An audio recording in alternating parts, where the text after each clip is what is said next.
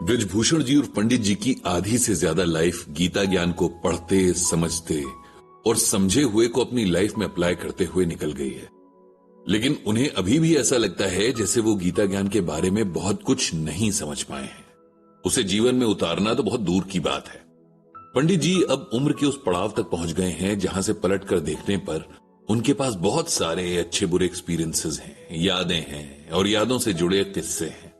अब वे कभी आराम से बैठकर सोचते हैं तो उन्हें लगता है कि जो बीत गई सो बात गई।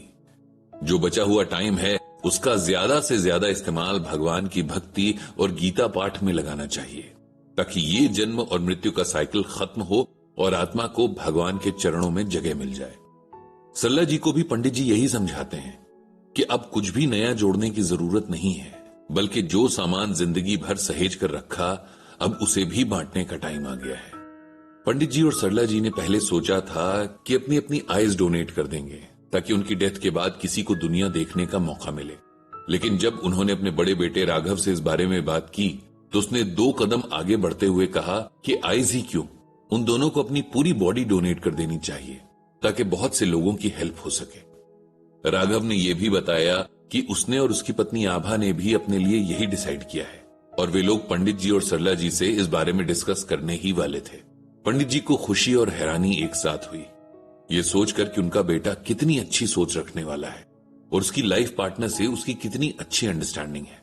वरना कई लोग तो इसलिए कुछ अच्छा नहीं कर पाते क्योंकि उनकी फैमिली अननेसेसरी डाउट्स मन में बिठा देती है या कुछ काम ना करे तो इमोशनल ब्लैकमेलिंग शुरू कर देती है।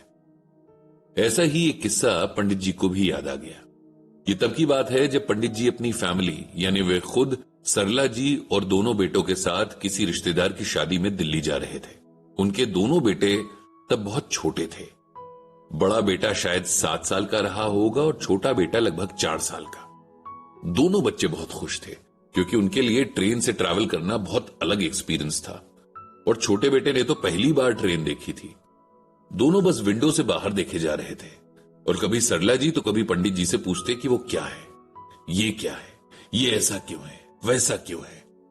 बच्चों की इस नेचुरल क्यूरियोसिटी को देखकर पंडित जी बहुत खुश थे। उनके ठीक सामने वाली सीट पर एक यंग लड़का बैठा था। उसकी उम्र करीब 20 से 22 साल की रही होगी। वो बड़े गौर से पंडित जी और उनके बच्चों को देख रहा था।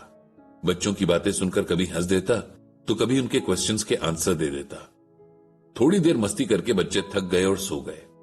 उन दिनों सब लोग ट्रैवल करते हुए अपना खाना साथ लेकर चलते थे। बाहर खाने की इतनी फैसिलिटीज नहीं होती थी और लोगों के पास इतने पैसे भी नहीं होते थे। इसीलिए ट्रेन में ट्रैवल करने वाला हर इंसान, चाहे वो अकेला ट्रैवल कर रहा हो या अपने परिवार के साथ, उसके पास अपने खाने पीने का पूरा अरेंजमेंट होता था। अब पंडित जी और सरला जी ने जब खाना खाने के लिए अपना टिफिन खोला तो उन्होंने देखा कि अगल बगल के सब पैसेंजर्स तो खा रहे हैं, लेकिन वो लड़का चुपचाप बैठा हुआ है। सरला जी समझ गईं कि उसके पास खाना नहीं है। उन्होंने बड़े प्यार से पूछा, भैया आप हमारे साथ खाना खा लो। उस लड़के ने हम्बली मना करते हुए कहा कि उसे भूख नहीं है। पंडित जी भी समझ रहे थे कि इतने लंबे सफर में अगर कोई खाना नहीं खा रहा है तो इसका मतलब ये नहीं हो सकता कि उसे भूख नहीं लग रही हो, बल्कि ये हो सकता है कि उसके पास घर से लाया खाना ही ना हो। इस बार पंडित जी ने बहुत रिक्वेस्ट की तो वो हाथ धोकर उनके साथ खाने के लिए आ गया। उसने अपना नाम संदीप बताया और वो किसी इंटरव्यू के सिलसिले में दिल्ली जा रहा था। पंडित जी ने उससे उसकी फैमिली के बारे में पूछा तो वो बहुत उदास हो गया। उसने बताया कि वो 3 भाई हैं। वो तीनों में सबसे बड़ा है। मदर एक गवर्नमेंट ऑफिस में काम करती हैं और उनके पापा नहीं है। ये सुनकर पंडित जी और सरला जी को दुख हुआ। उन्होंने पूछा कि उसके पिताजी को क्या हुआ था। तब संदीप ने दोनों को अपनी कहानी सुनाई। उसने बताया कि उसके पिता आर्मी में थे, बहुत अच्छे इंसान और बहुत बहादुर थे। उनकी ज्यादातर पोस्टिंग्स बॉर्डर के आसपास ही होती रहीं, इसीलिए परिवार के साथ उन्होंने कम ही टाइम बिताया। लेकिन जितना भी टाइम बिताते थे वो बहुत अच्छा टाइम होता था। उनके अंदर एक अच्छे पिता और एक अच्छे हस्बैंड की सारी खूबियां थी। हम तीनों भाइयों के साथ वे बहुत खेलते थे, खासकर मेरे साथ तो एक फ्रेंड की तरह रहते थे। ये सब बातें बताते हुए संदीप अपने पिता के साथ बिताए हुए टाइम को याद करके इमोशनल हो गया।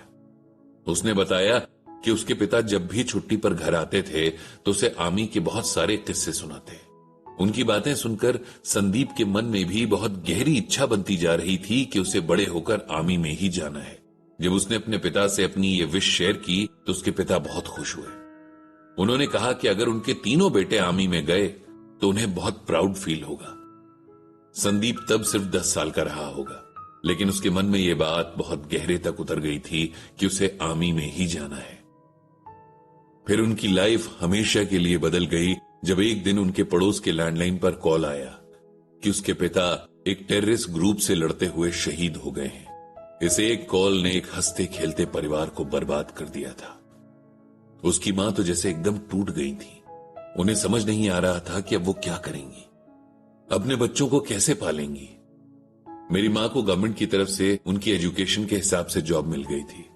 इससे हमारे घर में धीरे धीरे फाइनेंशियल स्टेबिलिटी आ गई थी और मेरी मां में भी थोड़ा कॉन्फिडेंस आ गया था। हम तीनों भाई मां का ख्याल रखते थे। हमारी पूरी कोशिश होती थी कि उन्हें हम कम से कम परेशान करें। पापा के जाते ही हम अपनी उम्र से पहले ही बड़े हो गए थे। मेरा आर्मी में जाने का सपना अब और मजबूत हो गया था, क्योंकि मुझे लगता था कि इससे मेरे पिता की आत्मा को शांति मिलेगी। मैंने जब अपनी मां से इस बारे में बात की तो उन्होंने बहुत स्ट्रिक्टली मना कर दिया कि अब हमारे घर से कोई भी आर्मी में नहीं जाएगा। मुझे लगा था कि अभी मां पापा के सदमे में है, धीरे धीरे बात को समझ जाएंगी, लेकिन आज इतने साल बाद भी मां नहीं मान रही है। और जब मैं जिद करता हूं तो मुझे इमोशनल ब्लैकमेल करती हैं। मैं समझ नहीं पा रहा हूं कि क्या करूं। एक तरफ मेरे बचपन का सपना, मेरी खुशी है, और दूसरी तरफ मेरी मां की जिद है। मैं अगर आर्मी में नहीं गया तो कभी भी खुश नहीं रह पाऊंगा। दूसरी नौकरी बस दिखावे के लिए करूंगा, लेकिन मेरी मां को यह बात समझ ही नहीं आ रही है। संदीप की बातों ने तब पंडित जी को दुखी किया था, लेकिन वे उसके लिए कुछ नहीं कर सकते थे। आज का टाइम होता तो वे उसकी मां का फोन नंबर लेकर उन्हें समझाने की कोशिश करते। आज संदीप पता नहीं क्या कर रहा होगा। शायद अब तक लाइफ से एडजस्ट कर पाया होगा, या शायद उसकी मां उसकी ड्रीम जॉब के लिए मान गई होंगी, तो शायद वो बहुत खुश होगा। उन्हें श्रीमद् भगवद गीता का ये श्लोक याद आ गया, समम सर्वेषु भूतेषु तिष्ठन्तं परमेश्वरम विनश्यत स्वविनश्यतम यह पश्यति स पश्यति। यहां भगवान श्री कृष्ण अर्जुन से कहते हैं कि हे अर्जुन, जो मनुष्य समस्त नाशवान शरीरों में अविनाशी आत्मा के साथ अविनाशी परमात्मा को समान भाव से स्थित देखता है, वही वास्तविक सत्य को यथार्थ रूप में देखता है। अब इसे सिंपल वर्ड्स में समझते हैं। यहां भगवान बता रहे हैं कि जिस इंसान को यह ज्ञान है कि शरीर ने एक न एक दिन जरूर ही खत्म हो जाना है, और जिसे यह भी पता है कि हर शरीर में कभी भी खत्म ना होने वाली जीवात्मा है, और हर जीवात्मा में कभी भी ना खत्म होने वाले परमात्मा का अंश है, वही इंसान सच को जानता और समझता है। भगवान श्री कृष्ण कहते हैं कि इंसान शरीर को ही सब कुछ समझता है और उसी से प्रेम रखता है, जबकि उसे ज्ञान होना चाहिए कि आत्मा न कभी जन्मती है न मरती है। ये तो जन्म रहित नित्य निरंतर रहने वाली यानी अमर है। शरीर के मर जाने पर भी ये नहीं मरती, इसीलिए शरीर का मोह करना बेकार है।